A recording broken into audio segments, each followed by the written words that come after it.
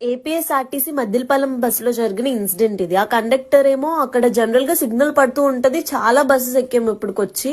ఎవరు చెప్పలేదు కానీ ఇతను కొత్త రూల్ చెప్తున్నాడు అనమాట. సిగ్నల్ లో బస్సెస్ ఎక్కకూడదు అది ఇది అని చెప్పేసి దింపించేశాడు. అంత అవసరం ఏంటి అతనికి? చాలా ఓవర్ యాక్షన్ చేస్తున్నారనమాట. ఈ మధ్యన ఫ్రీ బస్సెస్ పెట్టిన కానించి డ్రైవర్స్, కండక్టర్స్, బస్సెస్ కూడా ఆ ఊరు వెళ్ళిన బస్సెస్ ఈ ఊరు వెళ్ళట్లేదు అని చెప్పేసి బస్సెస్ ఆపట్లేదు. అసలు స్టాప్ లోనే బస్సెస్ ఆపట్లేదు. ఇది మాత్రం చాలా పెద్ద ఇష్యూ అవుతుంది. ఫ్రీ బస్సెస్ పెట్టిన కానుంచి అసలు బస్సెస్ అనేవి బస్ స్టాప్ లోనే ఆపట్లేదు. బస్ స్టాప్ ఎక్కడో ఉంటే ముందుకి తీసుకెళ్లి ఆపుకుంటున్నారు.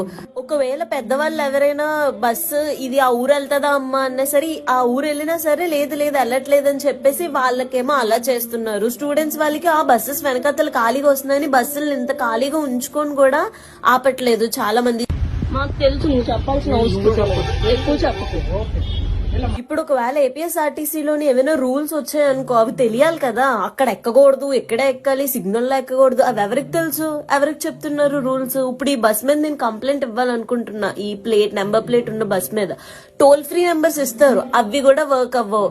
గూగుల్లో సెర్చ్ చేసినవే మళ్ళీ ఎన్ని ఉంటాయి, ఒక్కటి వర్క్ అవ్వవు. ఎవరికి కంప్లైంట్ ఇవ్వాలి? మోస్ట్లీ 90% ఎవరికి అసలు సాటిస్ఫాక్షన్ లేదు. ఈ ఫ్రీ బస్సెస్ వల్ల స్టూడెంట్స్ కి చాలా అంటే చాలా ప్రాబ్లం అవుతుంది.